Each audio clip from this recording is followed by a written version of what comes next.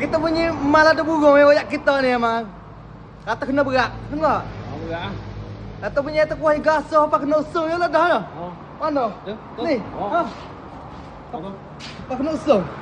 Allah bagai. Usung apa ya? Tengok orang cobit ah. Ni buat cek eh? Tu orang. Buat cek order dah. Go yo, you tengok ada sih dalam kepala yo. Orang baca beb kita je gitu. Lebih dah emang kita tanya ni. Lebih pun sikit lah, tak ada rasa. Lebih pun sikit ada esok dah.